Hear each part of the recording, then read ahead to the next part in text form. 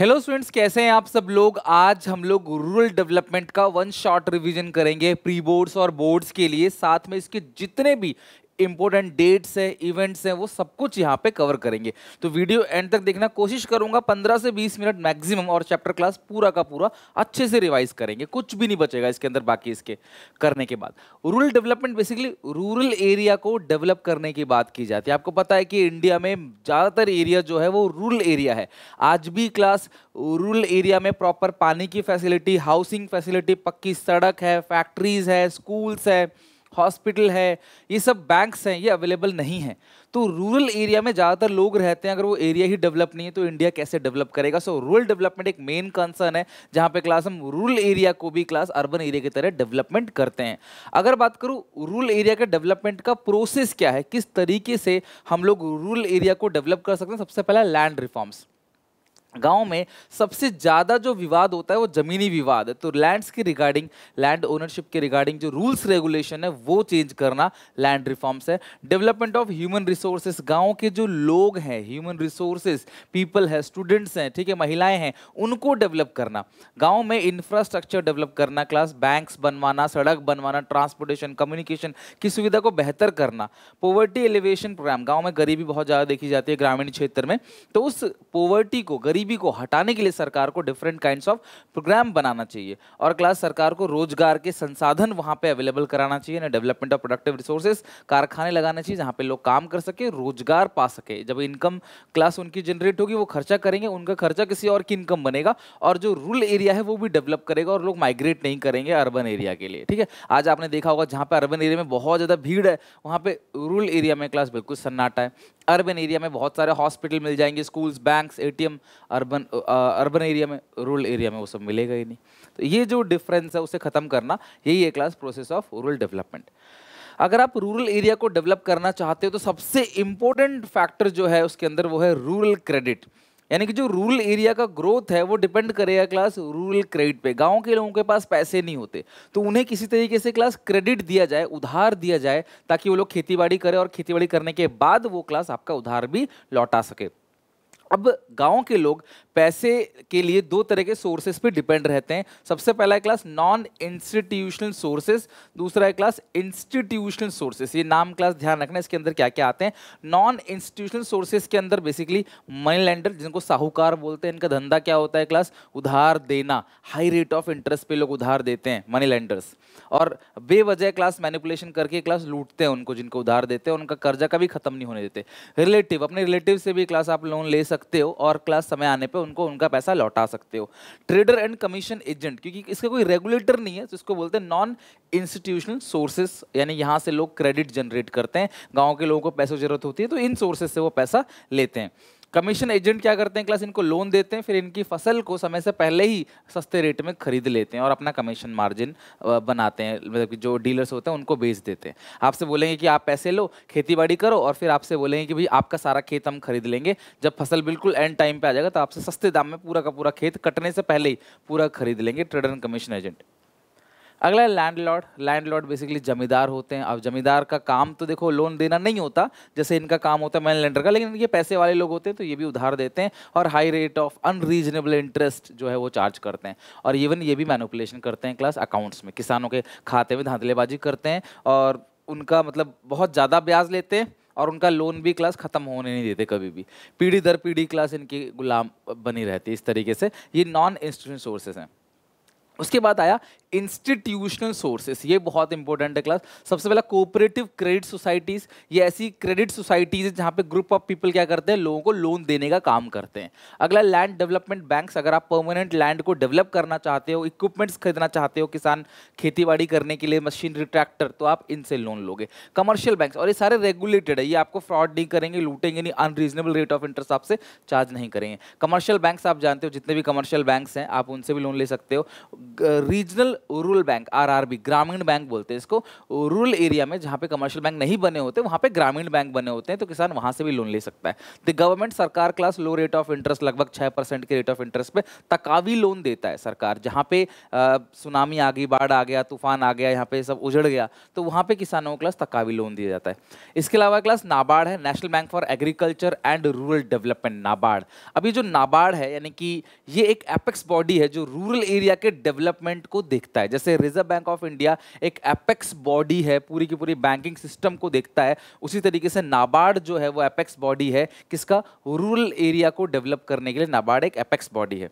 तो नाबार्ड चेक करता है कि सारे के सारे ये जो जितने भी सोसाइटीज़ हैं, बैंक्स हैं, ये काम कर रहे हैं कि नहीं कर रहे, रूरल एरिया को डेवलप कैसे करेंगे, ये पूरा काम नाबार्ड का होता है।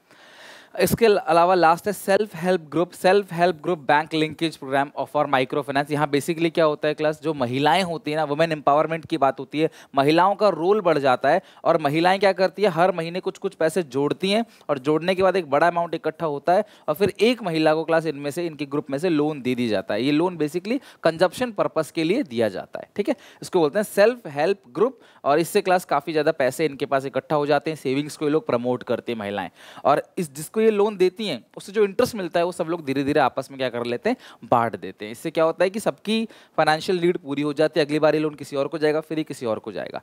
तो इंस्टीट्यूशनल सोर्सेज कौन कौन से हैं रूरल क्रेडिट के, और नॉन इंस्टीट्यूशनल सोर्सेज कौन कौन से हैं, बहुत इंपॉर्टेंट है, आप ध्यान रखना।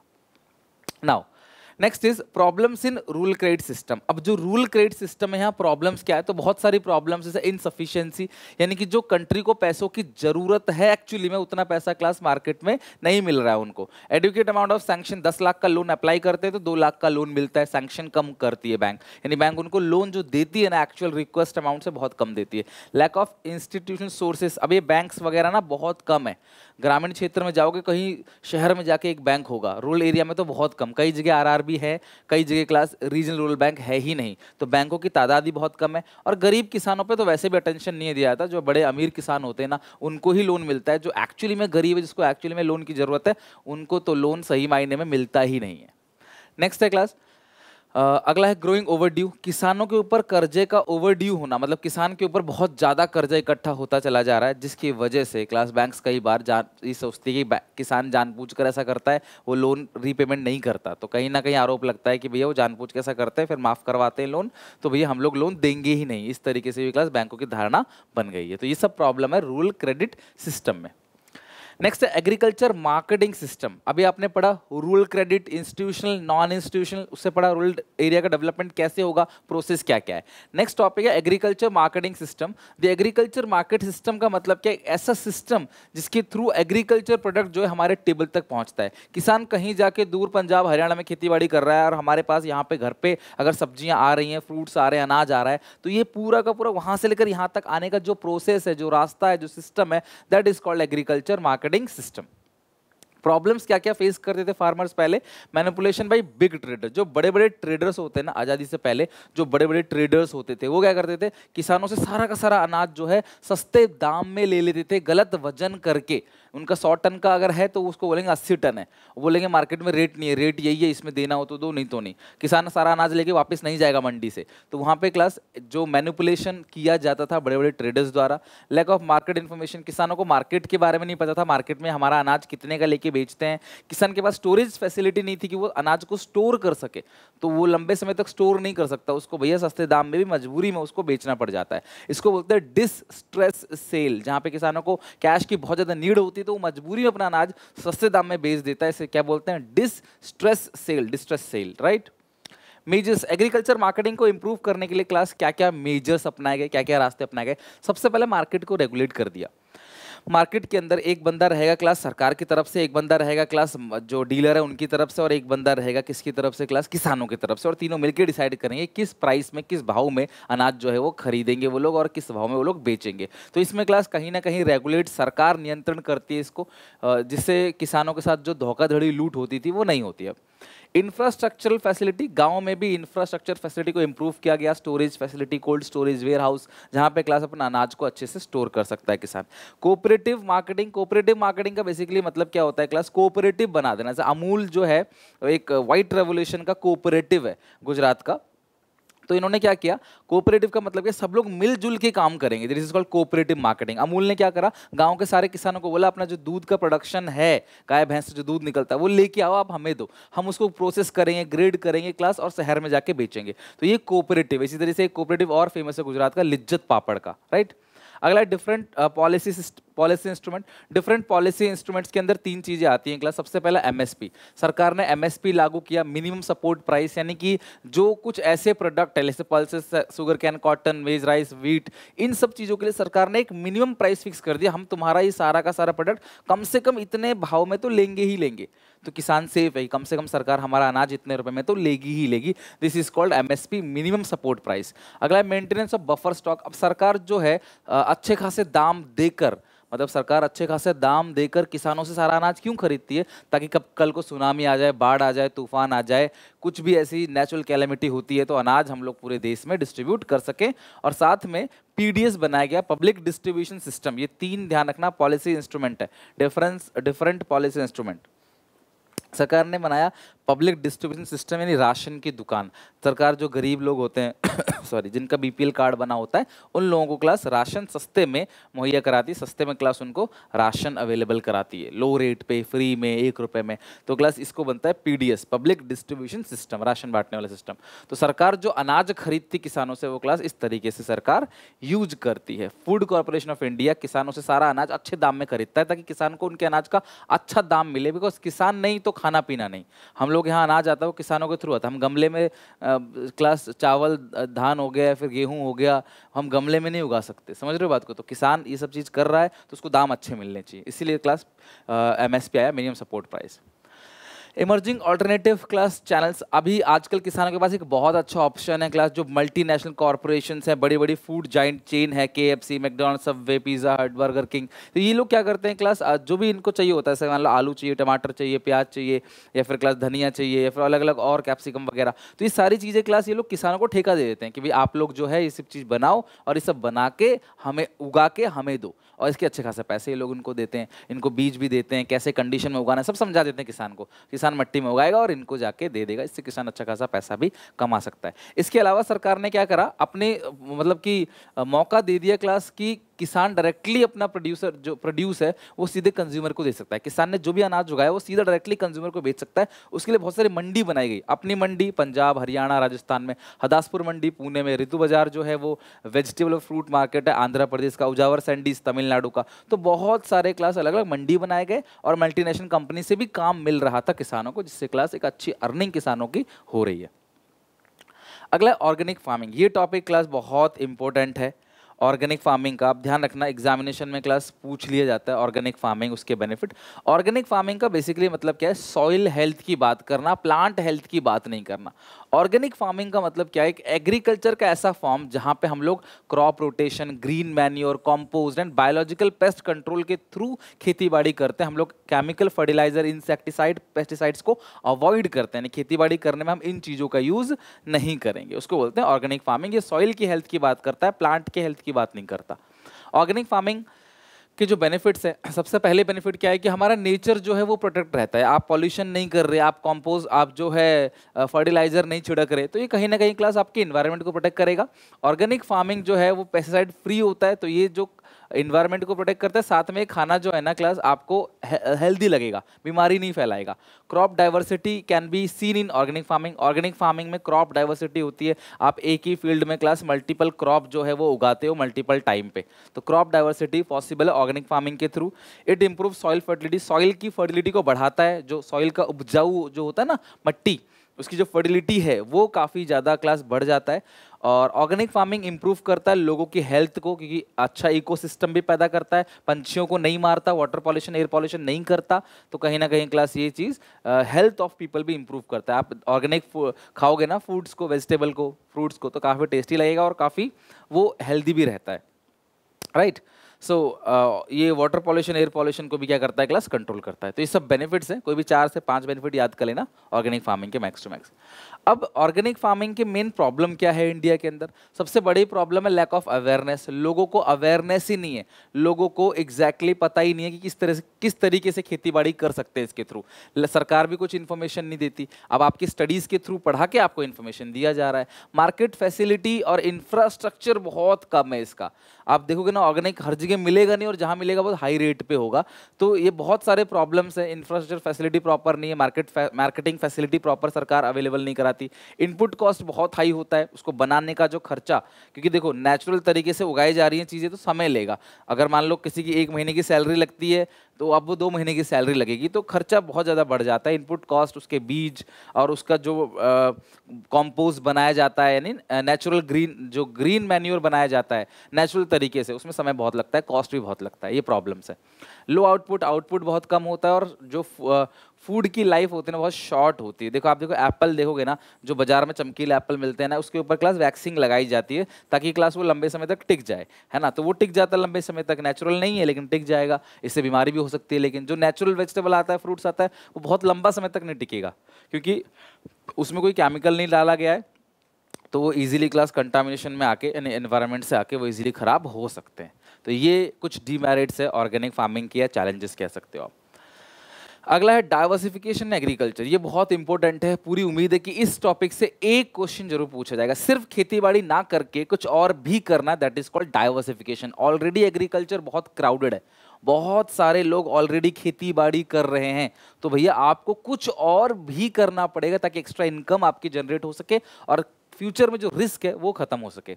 Agriculture diversification refers to either a change in cropping pattern of the farmers opting for other non farming options like poultry farming करना, animal husbandry.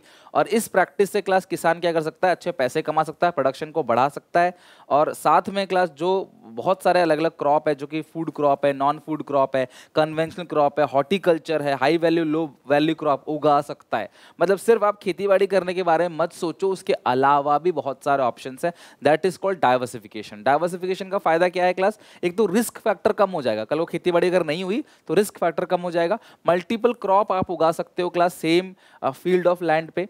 The agriculture sector is already crowded in India, therefore it makes provision for additional employment in rural area। Agriculture already भरा हुआ है, सब खेती बाड़ी कर रहे हैं, तो एक एक्स्ट्रा इनकम भी आपको जनरेट हो जाती है। और क्रॉप डाइवर्सिफिकेशन करने से क्या होता है, सॉइल की फर्टिलिटी जो है वो बढ़ती है और पेस्ट कंट्रोल हो जाता है, कीड़े मकोड़े इतने नहीं लगते। नहीं तो पहले प्रॉब्लम क्या होता था पता है, कीड़े मकोड़े लग के पूरी फसल बर्बाद कर देते हैं, पत्तियों में देखना छेद हो जाते हैं कीड़े मकोड़े जब लग जाते हैं फसल में। तो ये सारी प्रॉब्लम क्लास डाइवर्सिफिकेशन में नहीं होती अगर आप सॉइल को मतलब सॉरी आप क्रॉप को रोटेट करते रहोगे तो। अब नॉन फार्म एरिया में बहुत सारी चीजें हैं, एक एक करके समझना। सबसे पहला है क्लास यहाँ पे एनिमल हस्बेंड्री, पशुपालन करना। तो पशुपालन में सबसे बड़ा शेयर है पोल्ट्री फार्मिंग का। तो पशुओं को पालना, उनके क्लास मतलब कि ब्रीडिंग करना, रेयरिंग करना, उनका केयर करना, तो ये सब होता है क्लास आपका एनिमल हस्बेंड्री। तो आप देखा हो गाँव में बहुत सारे लोग पशुपालन का काम करते हैं। Next is dairy. डेयरी के लिए फेमस क्या है, ऑपरेशन फ्लड, इसको व्हाइट रेवोल्यूशन बोलते हैं। डॉक्टर वर्गीस कुरियन ने इसको लेके आए थे गुजरात में, और इसके बाद इंडिया जो मिल्क प्रोडक्शन में नंबर 1 पे पहुंच गया। तो डेयरी का काम कर सकते हो क्लास, गाय भैंस लोग पालते हैं, इनके दूध को ले जाके बेचते हैं, तो ये भी एक एक्स्ट्रा काम है, गाँव में देखो ये लोग करते हैं। अगला है क्लास फिशरीज, मछली पालन। जो फिशिंग कम्युनिटी होती है वो मछली पालन भी करती है। बेसिकली क्लास जहाँ पे पानी रहता है ना क्लास, मतलब समंदर के किनारे या फिर जहाँ नदियाँ बहुत ज़्यादा रहती हैं, कोस्टल एरिया जो रहते हैं वहाँ पे ये लोग रहते हैं क्लास, और मछलियाँ भी पालते हैं, और सरकार क्लास इनको सब्सिडी भी देती है मछली पालन पे, और ये एक एक्स्ट्रा सोर्स ऑफ इनकम भी बन रहा है, फूड न्यूट्रिशन भी मिल रहा है इससे, और इन लोगों का काम भी चल रहा है जो मछुआरे होते हैं। बट स्टिल क्लास इनका जो जीडीपी में कंट्रीब्यूशन है वो बहुत ज़्यादा नहीं है, और ये लोग बहुत ज़्यादा इंडेटेड रहते हैं और अपनी जान को खतरे में डाल के क्लास मछली पकड़ने जाते हैं पानी में, समंदर में। ये हो गया क्लास फिशरीज। लेकिन हाँ, ये क्या है, non farm area of employment. खेती बाड़ी के साथ साथ आपके ये सारे ऑप्शंस हैं, और गांव में मेजर लोग देखना ये सारे कुछ ना कुछ इनमें से करते ही होंगे एक्स्ट्रा इनकम के लिए, ताकि वो सेफ रहें, क्योंकि 12 महीने खेती बाड़ी तो होती नहीं है।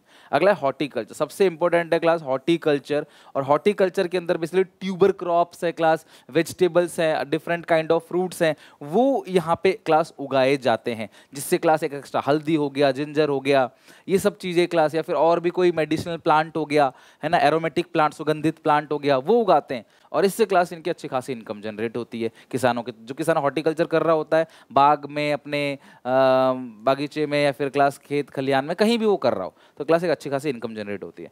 और इन्फॉर्मेशन टेक्नोलॉजी, ये भी non farm area of employment है। यहाँ पे क्या करते हैं, इन्फॉर्मेशन को गैदर करते हैं, यानी गाँव में कहाँ पे कितनी खेती बाड़ी हुई, हर इन्फॉर्मेशन A to Z ये गैदर करके रखते हैं क्लास। कुछ लोग होते हैं जो ये वाला काम कर रहे होते हैं। अब इस सिचुएशन में सरकार को जब कभी भी लगता है कि यार डेटा रहेगा तभी सरकार एनालाइज कर पाएगी कहाँ पे फसल अच्छी हुई है, कहाँ फसल नहीं हुई है। तो जहाँ फसल अच्छी नहीं हुई है वहाँ पे क्लास ये अनाज कब कब कहाँ पे अनाज प्रोवाइड कराना है, जब तक डेटा नहीं रहेगा तो कैसे पता चलेगा कहाँ पे अनाज का डिस्ट्रीब्यूशन करना है, कहाँ पे अनाज की कमी हो रही है। तो सरकार एक इन्फॉर्मेशन टेक्नोलॉजी की टीम रखती है, लोग होते हैं गांव में जो डेटा कलेक्ट करते हैं कहाँ पे किस किस गांव में कितनी कितनी फसल हुई है और कैसे कैसे फसल हुई है, वो सारा डेटा क्लास सरकार रखती है इन्फॉर्मेशन टेक्नोलॉजी के थ्रू।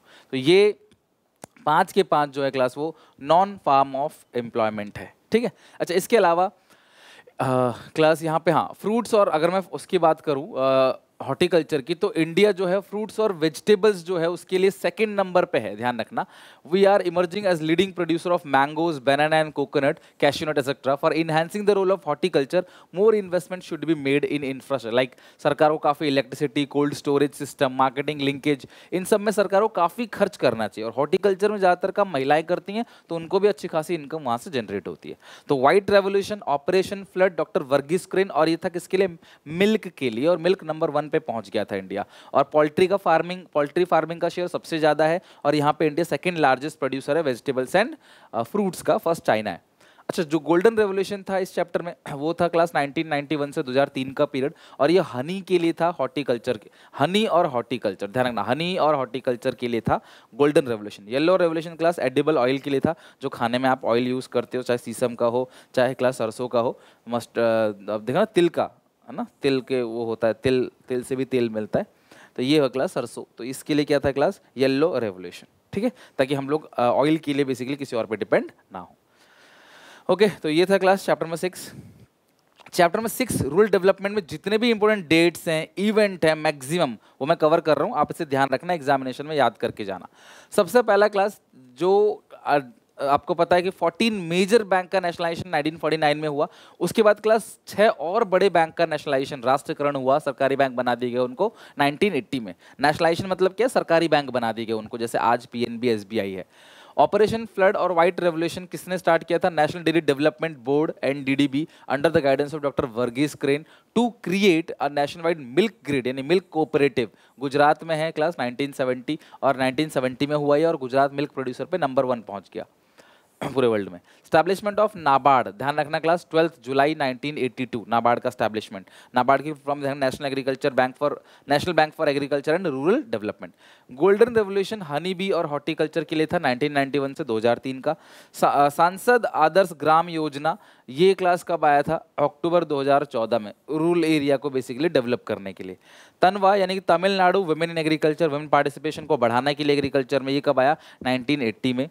माइक्रो फाइनेंस लिखे, वुमेन एम्पावरमेंट की बात हो, कंजप्शन पर्पज से लोन दिया जाता है इसको, उसको बोलते हैं SHG, self help group. Yellow revolution for mustard और सीसम ऑयल के लिए था, एडिबल ऑयल के लिए। और largest share in animal husbandry में किसका है क्लास, पोल्ट्री का, ठीक है, किसका, पोल्ट्री फार्मिंग, मुर्गी पालन। दैट्स इट, इतना ही था क्लास इसके अंदर, मतलब इतना ही डेट और इवेंट इस चैप्टर के अंदर, बहुत ज़्यादा नहीं है।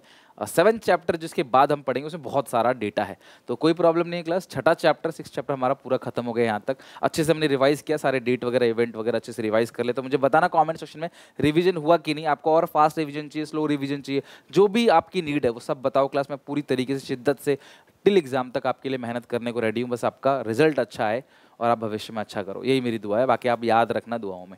मिलते हैं नेक्स्ट वीडियो में, till then take care, bye bye. Video अच्छी लगे लाइक शेयर करना जरूर, और कमेंट सेक्शन में बताना अभी तक आपने कितने चैप्टर लर्न कर लिए। मेरे हिसाब से जितना मैं चल रहा हूँ मेरे साथ साथ आप खत्म करते जा रहे हो उसको, राइट? तो बताना मुझे कमेंट सेक्शन में।